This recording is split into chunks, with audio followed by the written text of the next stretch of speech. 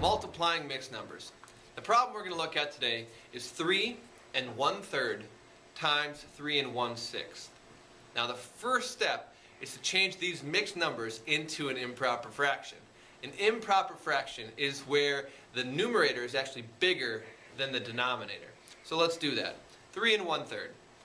We're going to change it by multiplying the denominator 3 times the whole number, 3, and adding the numerator. So for example, 3 times 3 is 9, plus 1, all over 3.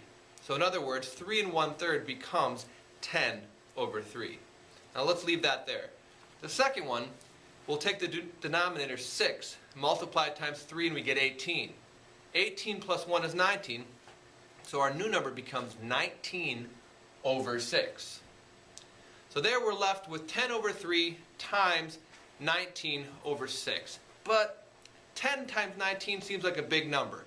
And so I want to see if I can reduce that a little bit. So what we're going to do is we're going to cross-check the numbers and see if we can reduce it. Let's look at 3 and 19. Well, 3 doesn't go into 19, but let's look at 10 and 6. Is there a number that can go into both of them? There is. And that number is 2. So how many times can 2 go into 10? Well, 5 times. So let's cross out the 10 and put a 5 in its place, making it 5 over 3. Let's look at the other side. How many times can 2 go into 6? 3 times. So let's cross out the 6 and we'll put a 3 in its place. So now we have 5 over 3 times 19 over 3. Now we multiply the top numbers, the numerators, we multiply the denominators, and we'll see what we get. 5 times 19 is 95. 3 times 3 equals 9, leaving us with a pretty big improper fraction. Now that's an okay place to leave it, but we're going to take it one step further and change this improper fraction into a mixed number. So we ask ourselves, how many times can 9, our denominator, go into 95? Well, the answer is 10. It can go in there 10 times. So our whole number we write down as 10.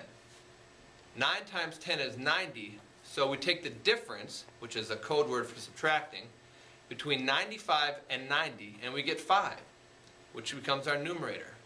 And then we just simply write down our denominator, which is 9, leaving us with 10 and 5 ninths. And that is how you multiply mixed numbers.